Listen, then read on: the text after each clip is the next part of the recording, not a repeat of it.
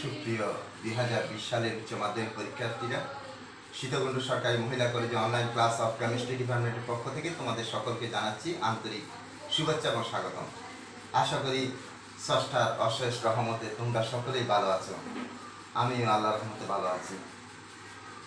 আমি আজকে গুণগত রসায়নের পাঠ 1 থেকে 7 পর্যন্ত সম্ভাব্য প্রশ্নাবলী নিয়ে আলোচনা করব। অর্থাৎ যে সমস্ত প্রশ্ন আসার সম্ভাবনা আছে এই সামনের ইন্টারমিডিয়েট পরীক্ষায়, সেগুলো নিয়ে আমি আলোচনা করব।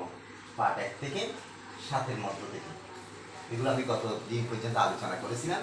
আজকে এখান থেকে কী কী সম্ভাব্য প্রশ্ন আসতে পারে সে সম্পর্কে একটু আলোচনা করব। আমি এখানে একটা উদ্দীপক দিয়েছি। এই উদ্দীপকের আলোকে এখানে আমি 6টা প্রশ্ন দিয়েছি। আসলে উদ্দীপকটা হচ্ছে একটা বোরের মডেলের, রাদারফোর্ডের মডেলকে উন্নতি সাধন করতে গিয়ে বোর একটা মডেল দিয়েছেন। সেই মডেলের উপর ভিত্তি করে অনেক রকমের প্রশ্ন হতে পারে। সে সম্পর্কে আমি কিছু এখানে 6টা প্রশ্ন লিখেছি। এরপরে কোয়ান্টাম সংখ্যার উপর কিছু প্রশ্ন নিয়ে আলোচনা করব। যেমন মনে করো, এটা হচ্ছে একটা নিউক্লিয়াসের চতুর্দিকে ইলেকট্রনের কতগুলো কক্ষপথ থাকে। যে এই নিউক্লিয়াসের এটা নিউক্লিয়াসের এটা একটা কক্ষপথ, এটা একটা কক্ষপথ, এটা একটা কক্ষপথ, এরকম কক্ষপথ থাকে। এটা মনে করো আমি একটা এটাকে নিউক্লিয়াস ইন্ডিকেটর করলাম। এটা প্রথম কক্ষপথ, এটা দ্বিতীয় কক্ষপথ, এটা তৃতীয় কক্ষপথ হিসাবে আমি ইন্ডিকেটর করলাম। তো এটা হচ্ছে যে নিউক্লিয়াস এবং এটা হচ্ছে প্রথম কক্ষপথকে আমরা সাধারণত ক্যালসিয়াম বলি, এটা ক্যালসিয়াম বলি, এটা ক্যালসিয়াম বলি ইত্যাদি সেলে আমরা নির্ধারণ করতে পারি। এখন যদি মনে করো একটা প্রশ্ন কিছুদিন আগে আসছিল, ইলেকট্রনটির কৌণিক ভরবেগ নির্ণয় করা। একটা ইলেকট্রন দেওয়া আছে, হয়তো প্রথম কক্ষপথে ইলেকট্রনটা থাকতে পারে, দ্বিতীয় কক্ষপথে থাকতে পারে, অথবা তৃতীয় কক্ষপথে থাকতে পারে।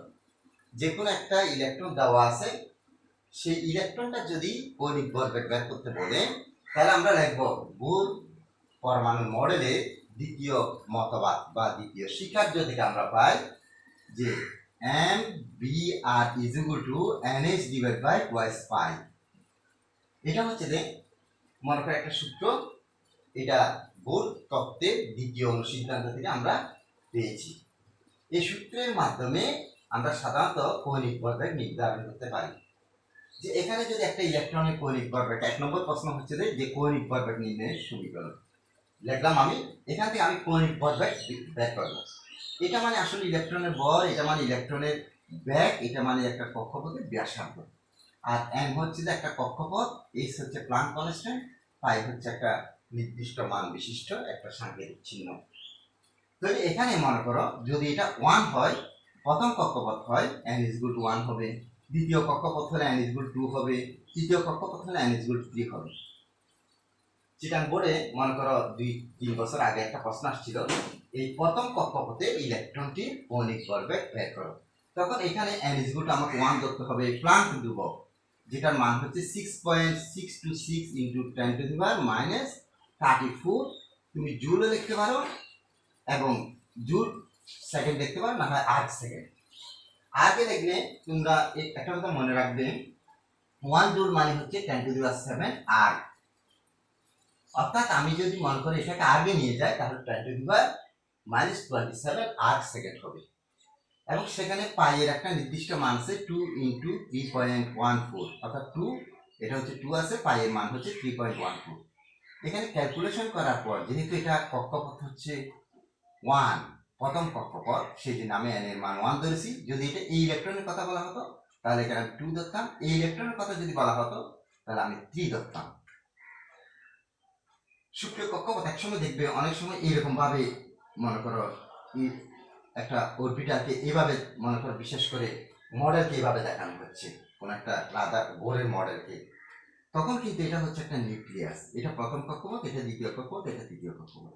যদি স্পেশালি যদি এখানে প্লাস দিয়ে যদি রাউন্ড করে দেয়, তখন এটা নিউক্লিয়াস। তো এখন যদি প্রথম কক্ষপথের আমি যদি এগুলো ক্যালকুলেশন করি, তাহলে মনে করো এখানে 6 পয়েন্ট কত পাবো, 6 পয়েন্ট মনে করো 28, উপর হবে 6.626 × 10⁻⁻34 জুল সেকেন্ড।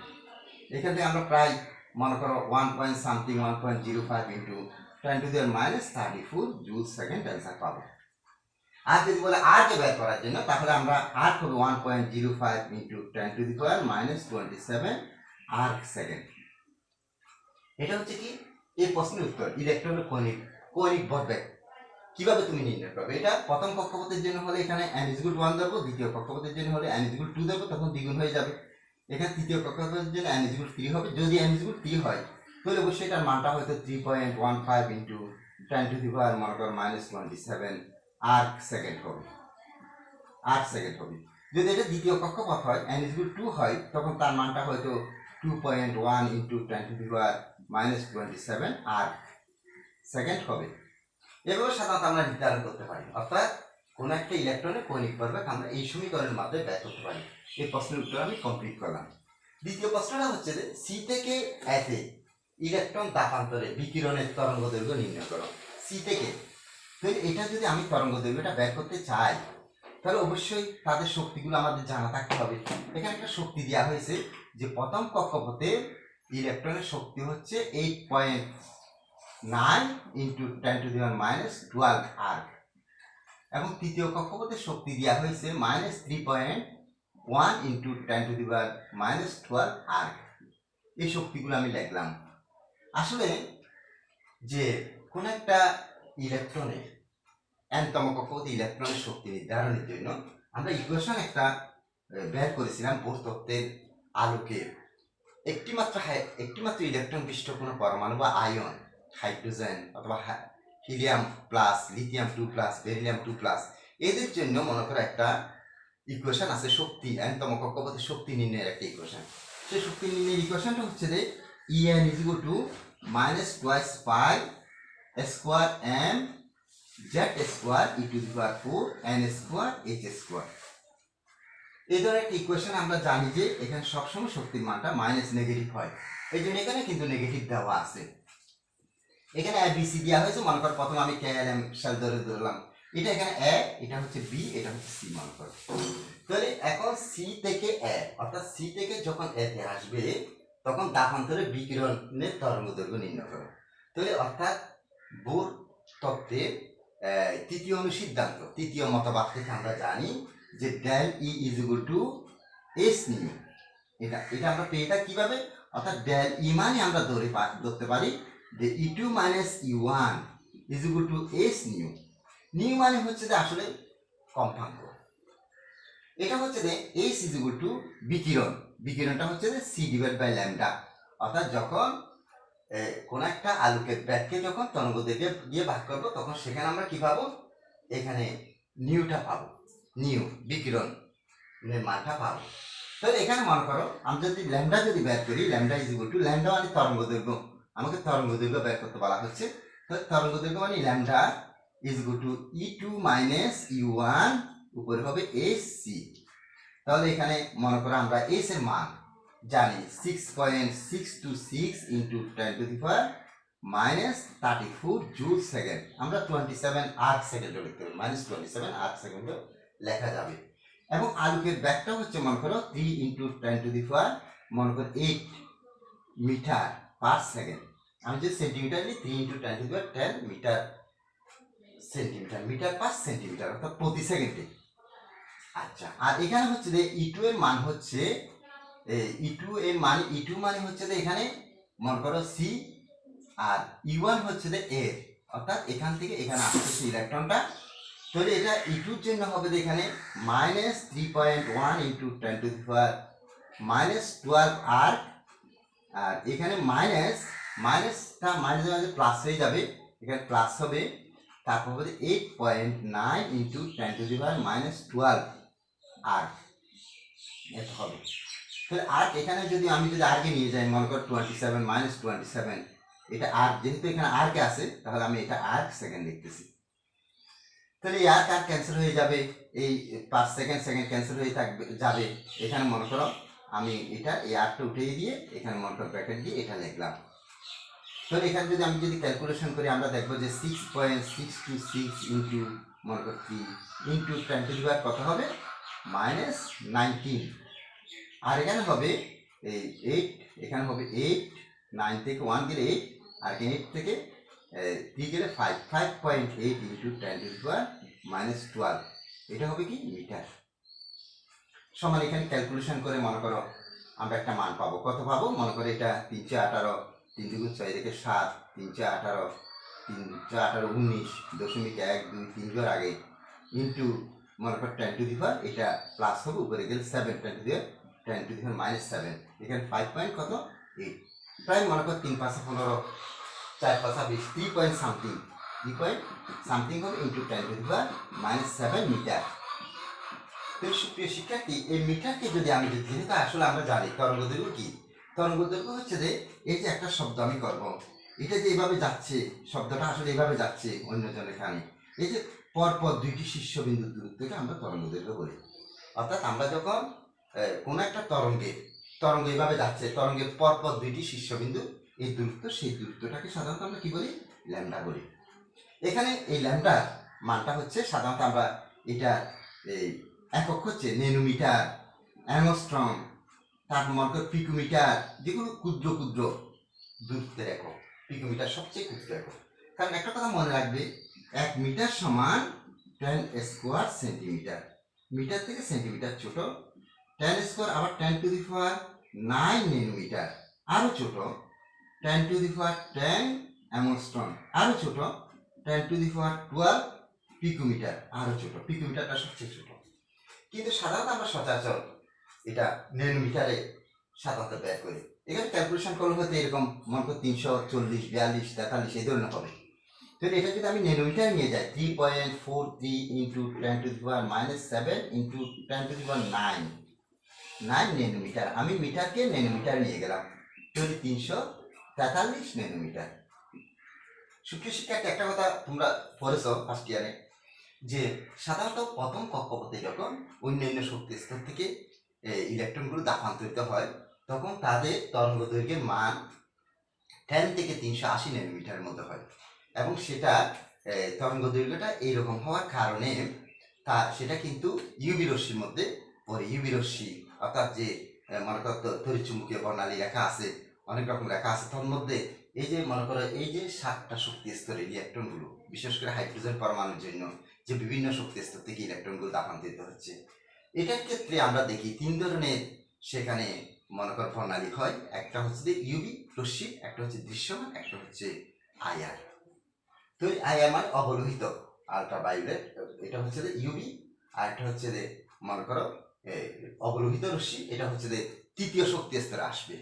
ইনফ্রারেড যেটাকে এক্সরে, এটা ওই রশ্মিটা ওখান থেকে আসে। অর্থাৎ তৃতীয় শক্তি স্তর, চতুর্থ শক্তি স্তর, পঞ্চম শক্তি স্তরে যখন ইলেকট্রন দাফান্তরিত হয়, তখন তাদের মনে করো তরঙ্গ দৈর্ঘ্যটা 780 থেকে 10⁶ ন্যানোমিটার পর্যন্ত হয়।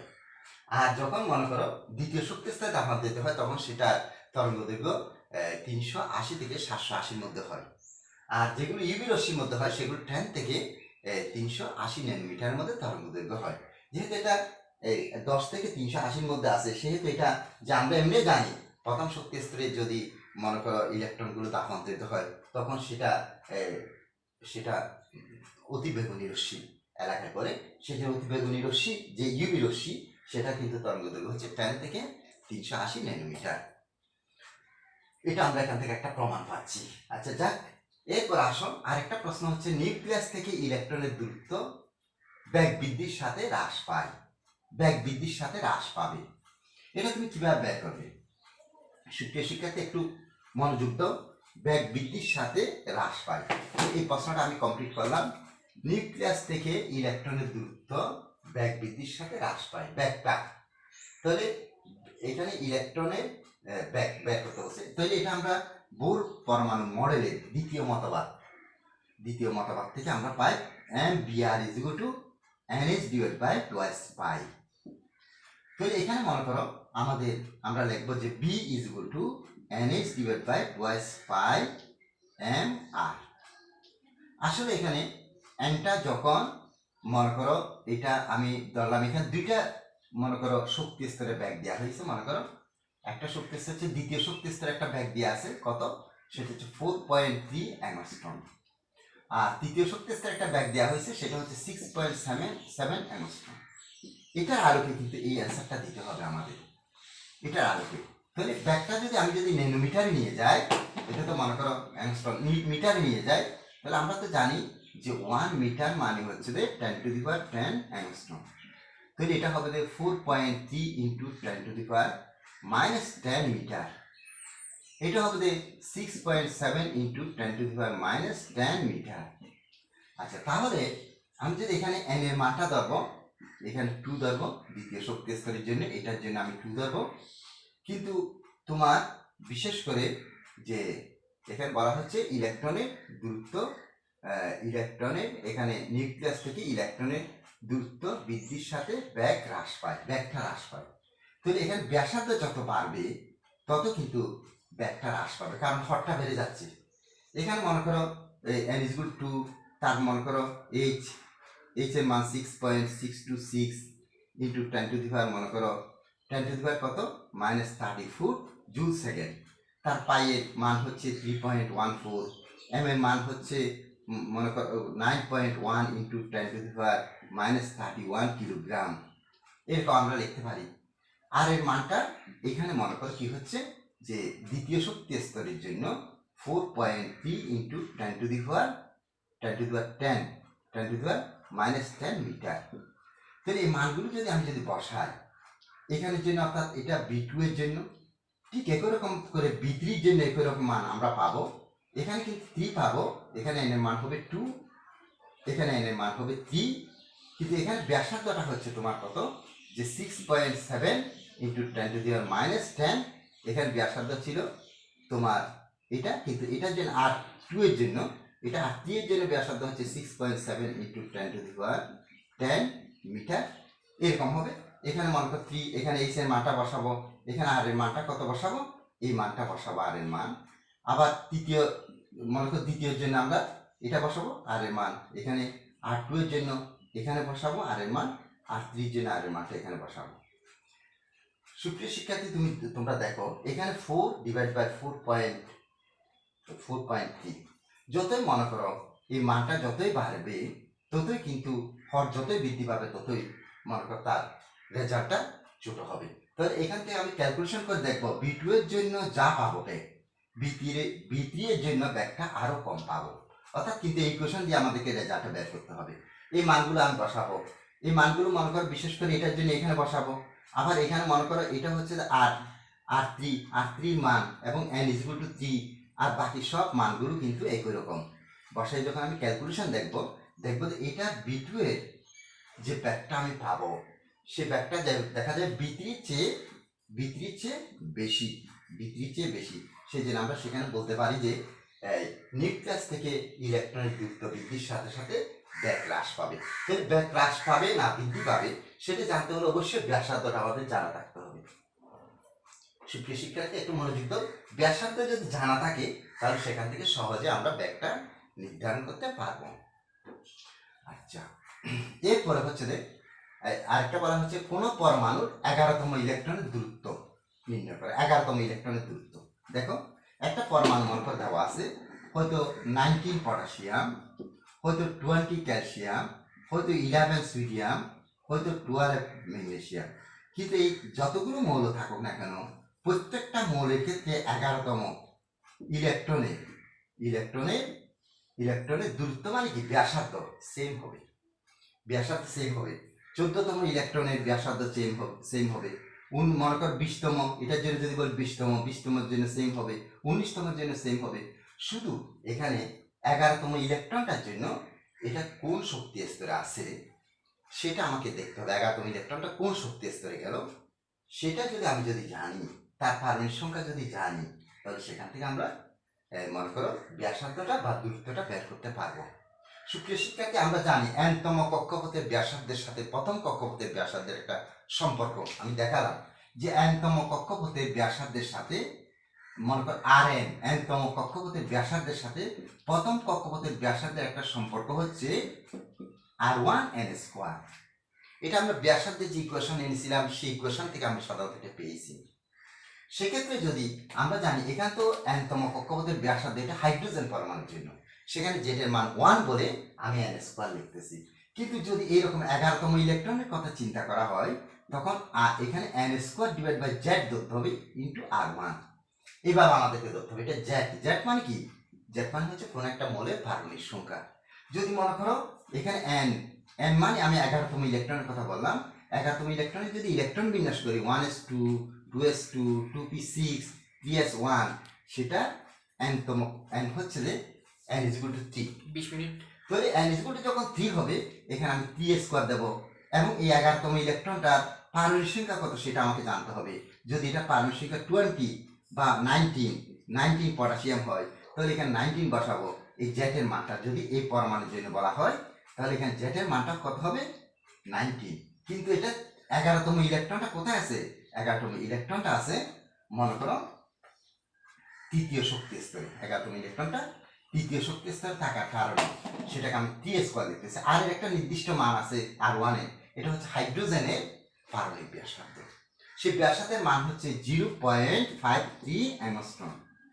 এই মানটা আমরা লিখতে পারি।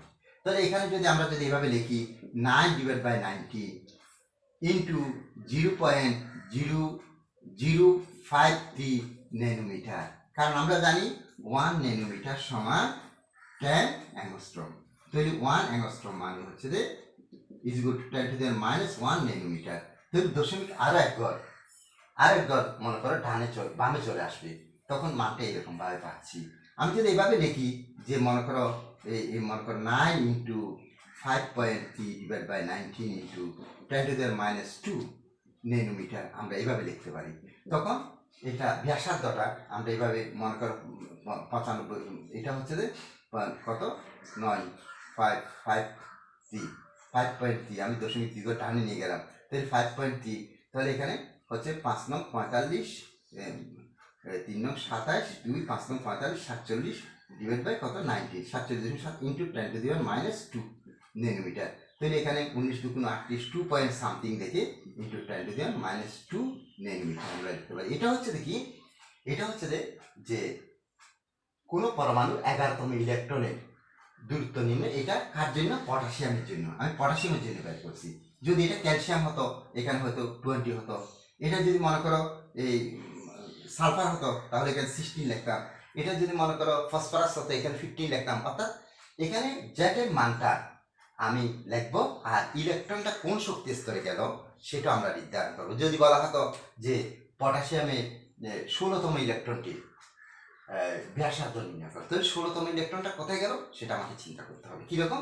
যে 16তম ইলেকট্রনটা 1s2 2s2 2p6 3s2 3p কত হবে এখানে 4, তাহলে 16তম ইলেকট্রনটা 3 তে গেল, ঠিক তার ব্যাসার্ধ সেম হবে।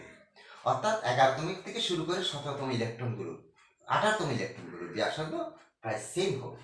এই কথাটা মনে রাখতে হবে। অর্থাৎ সেম হবে না, সরি, এটা তো এখানে ব্যাসার্ধ আমি মনে করো পারমাণবিক সংখ্যা দ্বারা ভাগ করবো। পারমাণবিক সংখ্যা দ্বারা ভাগ করলে কিন্তু সেম হবে না, এক একটার জন্য এক এক রকম হবে। এখানে 16 হবে, উপরে হবে 3s², নিচে হবে 90। পটাশিয়ামের 16তম ইলেকট্রনটি যদি ব্যাসার্ধ বের করতে হয় তাহলে কি 3s², এখানে 3s², এখানে হবে মনে করো 90, ঠিক আছে। অর্থাৎ পটাশিয়ামের জন্য যে ইলেকট্রনের কথা বলা হোক না কেন, তৃতীয় শক্তি স্তরে যে ইলেকট্রনের কথা বলা হোক না কেন, সবসময় তার ব্যাসার্ধের মানটা সমান থাকবে। অর্থাৎ পটাশিয়ামে 11 থেকে 18তম ইলেকট্রন পর্যন্ত যে কোনো ইলেকট্রনের কথা বলা হোক না কেন তার কিন্তু ব্যাসার্ধটা সবসময় সেম থাকবে। অর্থাৎ তার তো সাধারণত পারমাণবিক সংখ্যা সেম। সুপ্রিয় শিক্ষার্থী, এরপর আসো যে এই পটাশিয়াম আর সোডিয়ামের অর্থাৎ কোনটির শেষ ইলেকট্রনের শক্তি বেশি হবে। শেষ ইলেকট্রনের শক্তি, আমি যদি শেষ ইলেকট্রনের শক্তি যদি আমাকে বের করতে হয় তাহলে আমরা সেটা কিভাবে বের করব? দেখো সুপ্রিয় শিক্ষার্থী, আমরা যদি মনে করো, আমরা তো জানি যে ইলেকট্রনের শক্তি নির্ণয়ের একটা ইকুয়েশন আছে, En = -2π² z² e⁴n²h²। সাধারণত যখন শক্তি আমরা নির্ধারণ করি, বিশেষ করে মনে করো জুল, কিলো জুলে আর কিলো জুল পার মোল, এগুলোতে যদি বের করি তখন কিন্তু এই নেগেটিভ সাইনটাকে আমরা পরিহার করে থাকি সাময়িকের জন্য। তখন কিন্তু এখানে আমরা দেখবো সব ক্ষেত্রে 2π² n e⁴ h² সেম হবে, কিন্তু এখানে হবে z²/n², এই ধরনের মান হবে। তাহলে আমি যদি মনে করো এই পটাশিয়ামের জন্য যদি ধরি তাহলে এখানে কি পাবো? এই মানটা সবসময় সেম পাবো, ইন্টু এখানে পাবো জেটের মান পাবো কত, যে 19² এটা কোন কক্ষপথে আছে 19তম ইলেকট্রনটা, যে 1s2 2s2 2p6 3s2 3p6 4s1 তাহলে চতুর্থ 4 হবে।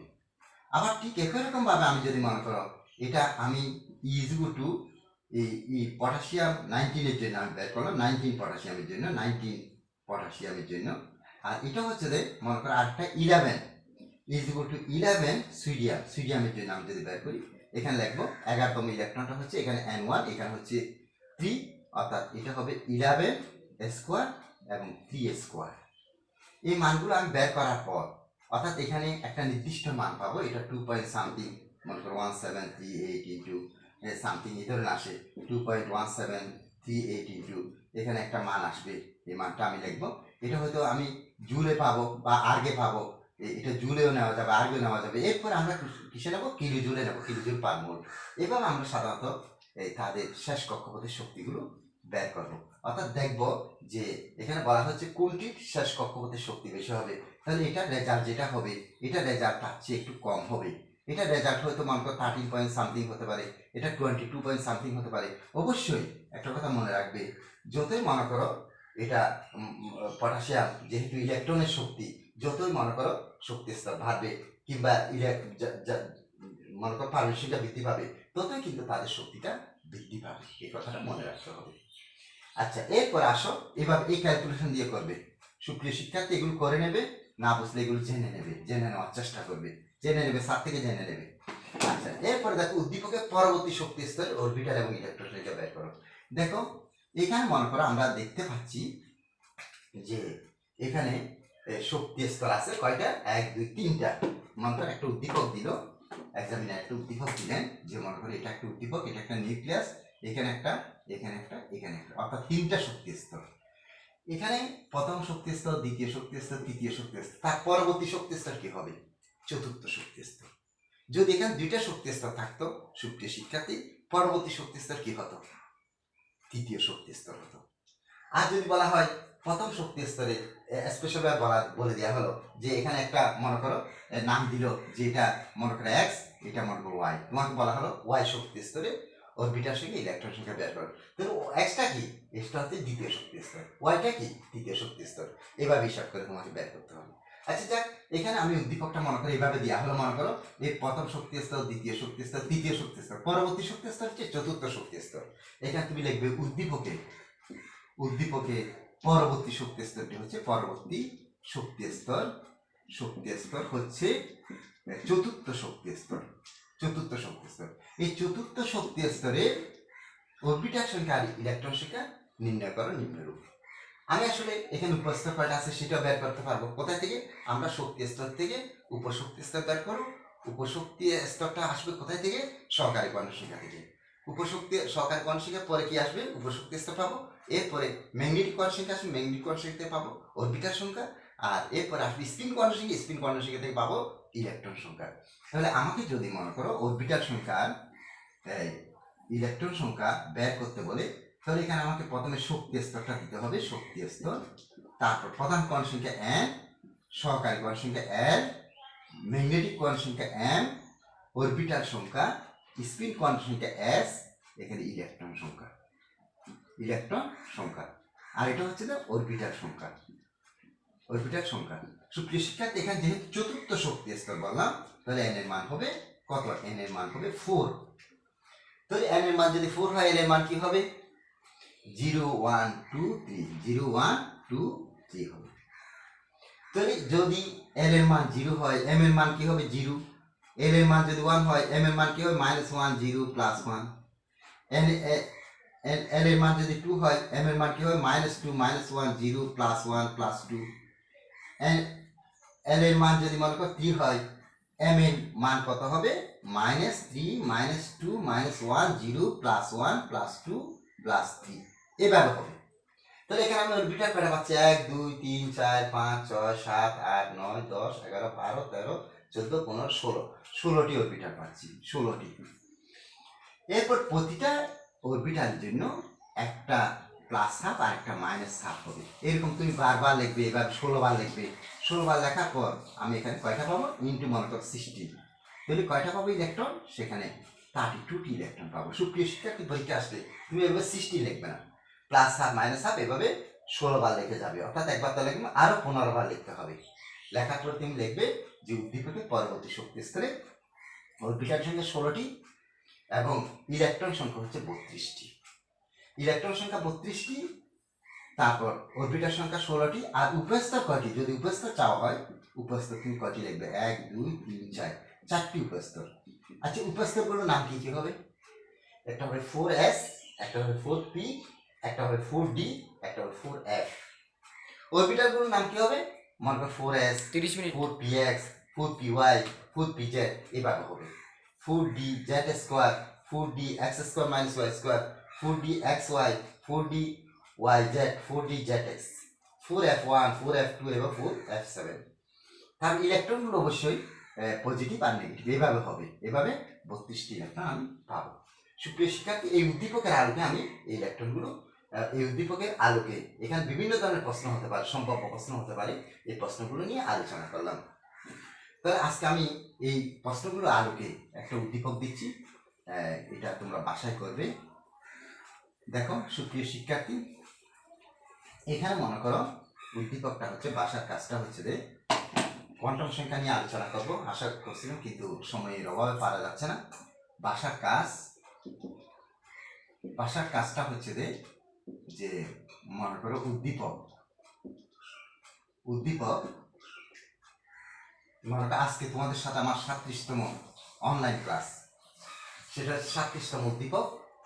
এখানে মনে করো একটা আমি উদ্দীপকটা দিচ্ছি যে একটা নিউক্লিয়াস দিলাম, এই নিউক্লিয়াসের চতুর্দিকে এভাবে কক্ষপথ কতগুলো দিলাম, দেওয়ার পরে আমি এখান থেকে একটা ইলেকট্রন মনে করো এখানে নিয়ে আসতেছি, এটা আসতেছে যে তৃতীয় কক্ষপথ থেকে প্রথম কক্ষপথে।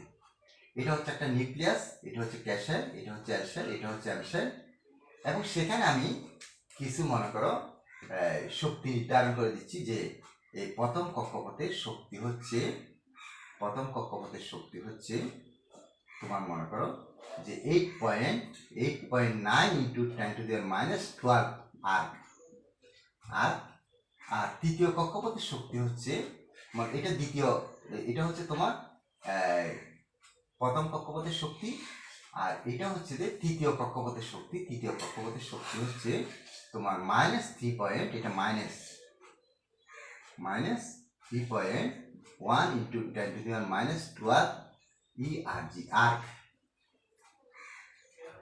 এদের আলোকে আমি প্রশ্ন দিচ্ছি, মনে করো চতুর্থ কক্ষপথে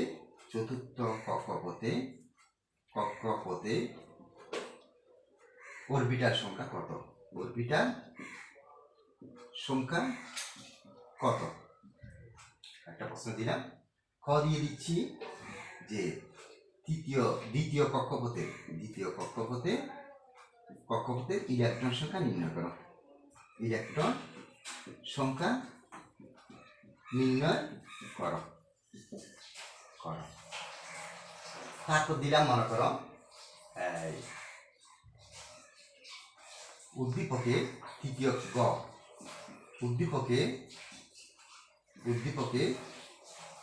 কক্ষপথ থেকে দ্বিতীয়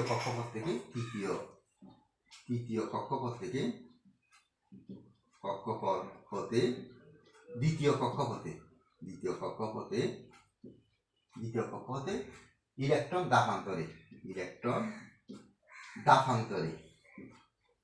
দাফান্তরে বিকিরণের তরঙ্গ দৈর্ঘ্য নির্ণয় করো। তরঙ্গ দৈর্ঘ্য নির্ণয় করো। আচ্ছা, আরেকটা মনে করি এখানে আমি দ্বিতীয় কক্ষপথের ব্যাগ দিচ্ছি 4.3 অ্যাংস্ট্রম, এবং তৃতীয় কক্ষপথের ব্যাগ হচ্ছে মনে করো 6.7 অ্যাংস্ট্রম। সরি, ব্যাগ নয়, এটা ব্যাসার্ধ। আর মনে করি এটা 2R2, এটা হচ্ছে মনে কর R3 ব্যাসার্ধ। তৃতীয় কক্ষপথের ব্যাসার্ধ এবং দ্বিতীয় কক্ষপথের ব্যাসার্ধ। এরপরে আমি দেখব যে নিউক্লিয়াস থেকে ইলেকট্রনের দূরত্ব যত বাড়বে, নিউক্লিয়াস হতে ইলেকট্রনের দূরত্ব যতই বাড়বে ততই ততই বাড়বে, ততই বেগ বৃদ্ধি নাকি হ্রাস পাবে বিশ্লেষণ করো। বেগ, ততই বেগে বেগে কি পরিবর্তন ঘটবে, কি পরিবর্তন ঘটে তা বিশ্লেষণ করো, বিশ্লেষণ করো। এটা হচ্ছে 4, এটা হচ্ছে 3, এটা হচ্ছে 2, এটা হচ্ছে 1। সুপ্রিয় শিক্ষার্থী, এই যে আমি কতগুলো এখানে প্রশ্ন দিলাম, সব প্রশ্নগুলো কিন্তু এখানে আমি আলোচনা করেছি। কাজে তোমরা এই উদ্দীপকটা বাসায় করে নেবে, দেখবে প্রশ্ন কমন করে যাবে। সুপ্রিয় শিক্ষার্থী, তাহলে আজকে এতটুকু থাকো। তোমরা সবাই ভালো থাকো, সুস্থ থাকো, নিরাপদে থাকো এবং সরকার কর্তৃক নির্ধারিত স্বাস্থ্যবিধি মেনে চলো, এই আশাবাদ ব্যক্ত করছি। সবাইকে আন্তরিক ধন্যবাদ। আল্লাহ হাফেজ।